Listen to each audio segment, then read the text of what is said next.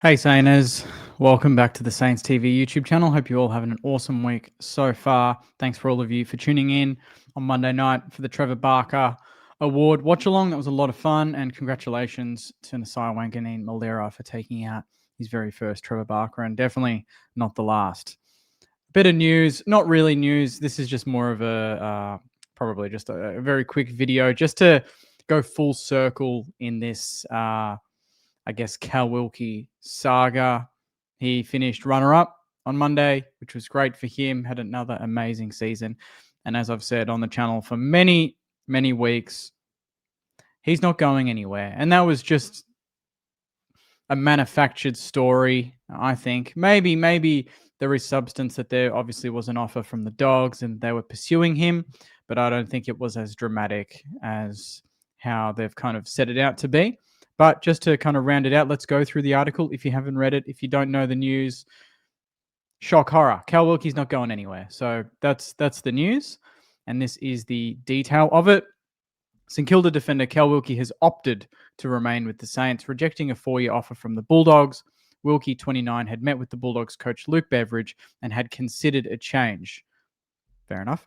But had never said he was going to leave the Saints. He considered a change but never said he was going to leave. The Bulldogs had offered a lucrative deal worth up to $1.2 million a season. Wilkie, however, was contracted to the Saints until the end of 2027, and the Saints have since upped his remuneration, according to a competition source with knowledge of the Wilkie situation who wished to remain anonymous. Okay. Wilkie could be the new Saints captain next season should Jack Steele cede the role. Okay. Well, I mean, that's pretty much exactly what we all thought was going to happen. Personally, I think that this is very much his agents bargaining with the Dogs to get more out of the Saints. And inevitably, the Saints are obviously going to cave and give more because we don't want to lose a player like him.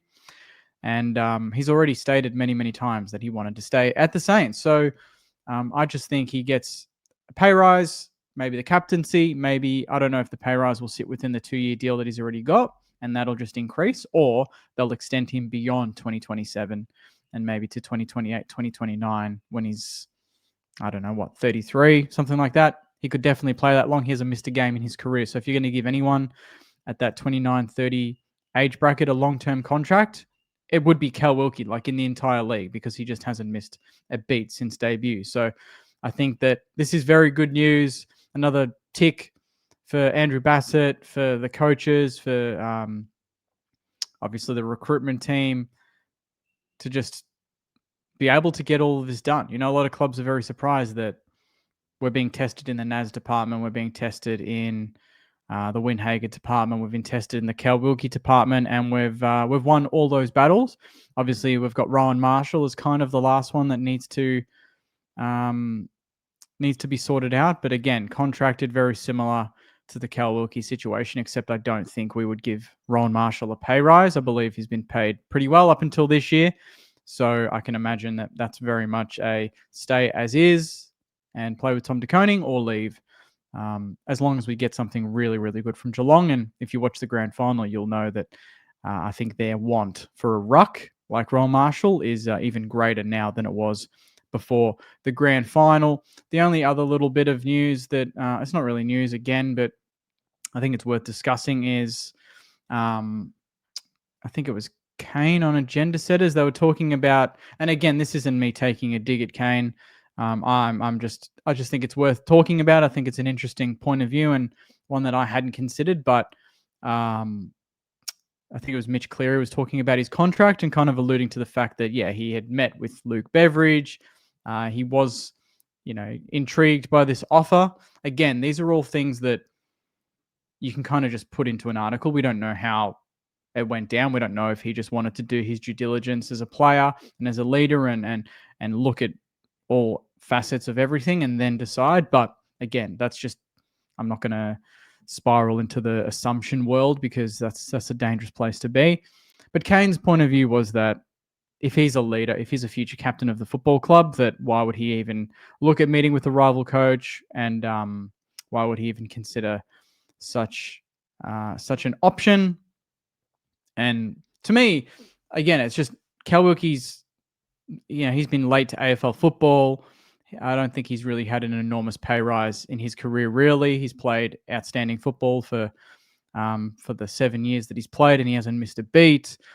At this point, I would probably do what he did. His agents probably said, sit down with Bevo, maybe add a little bit of pressure to St Kilda, but not too much. We don't know. Again, the intricacies of exactly what's taken place, but I wouldn't put his loyalty into question. I wouldn't question whether he's ready to be a leader.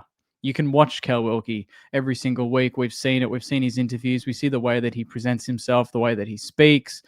And he's also mentioned many, many times how excited he is for the players coming in to make us better. He wants to get better. I just think, saying he's meeting with rival coaches, not worrying about getting his team better, but worrying about himself and not happy with the contract that he was very happy to sign not that long ago. Things change. I mean, football's a different beast now. We've seen contracts don't mean much, and you can definitely revise contracts whenever you want at this point, especially if you're a player of his caliber that you know that you kind of have the whip hand. Even if you're contracted, you know that other clubs will want you, and if you just request a trade, it makes it very difficult for your club to not just get that done, regardless of if you're contracted or not. But I don't see this as an issue. I think every player would be approached by other clubs and considering options. And at the end of the day, his loyalty is to stay at St Kilda. That's pretty much where that ends. I think he would have stayed even if he didn't get a revised contract, to be honest. I just think it's just that right time. We've got the money. He's an important player. And that kind of just nips that in the bud. It's before free agency, before trade period even opens, and we've locked down all these players. I think that's very important. But I wouldn't question his loyalty. Like, that's not something. It was an interesting point. Don't get me wrong, but I just didn't think that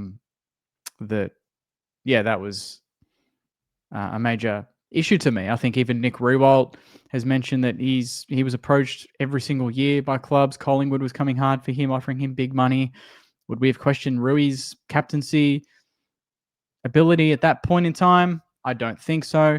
I think it's a compliment to our players that a lot of other clubs, even clubs that are pushing towards a top 8, top 4 like the Dogs, are looking at players like Cal Wilkie. I think that means that what we're doing internally is really strong, and we're developing players that other clubs want. And the best thing about that is they're not leaving. They're staying and hopefully giving us a big chance in the next couple of years to do something. So again, the biggest non-news story of the trade period at the moment, Cal Wilkie was never going to go to the Bulldogs, and it's good to see that right after the best and fairest, we kind of knew that was when things would start to sort themselves out, and as expected, a revised deal on his part, no doubt well deserved. We can't sit here and pretend that he doesn't deserve whatever he's getting, because he is, with Naz, our most important player and potential future captain. And I think he deserves exactly what he's getting. And I'm glad that it's all sorted out. And by the end of the trade period, and in 10 days' time, we'll have forgotten that this was even a thing, and we'll have hopefully 5 or 6, maybe more new players to talk about and enjoy watching in the red, white, and black. So that's just a little bit of that. Hopefully you enjoyed it, Saying. It's a very quick video. Nothing super crazy about that one. It was just full circle. There were rumors. I said that was just silly, and he was never going anywhere. And you know what? Again, I just want to stress, this whole time, did any news source, did any AFL media even consider talking about which players from the Dogs, or which player from the Dogs could come over to St Kilda? Because that's what it would have taken. Even if Cal wanted the money, hypothetically, there would have been a trade, and it wouldn't have been picks. We would have wanted a gun player. Look at Curnow. Look at Petrarca. Look at all these other deals that are real and they're talking about. But what can Melbourne get for Track? What can Carlton get for Curnow? Nothing like that was done with Cal Wilkie. And that to me says it all. That it was never on, and it was just, just to help them fill the columns on the websites and in the papers until the trade period actually opens, and then they can focus on Track and they can focus on Curnow. But just keep that in mind, that it never came to that point. If we heard, Ed Richards is on the out or this or that, you can worry a little bit, but it never got to that point, Sayers, which tells me that it was never on, and And I think we've handled it perfectly. So on that note, thank you very much, Saners. More news to come. Hopefully some news on Sam Flanders as well. Take it easy. I'll see you in the next video. As always, go you mighty Saners. See you guys.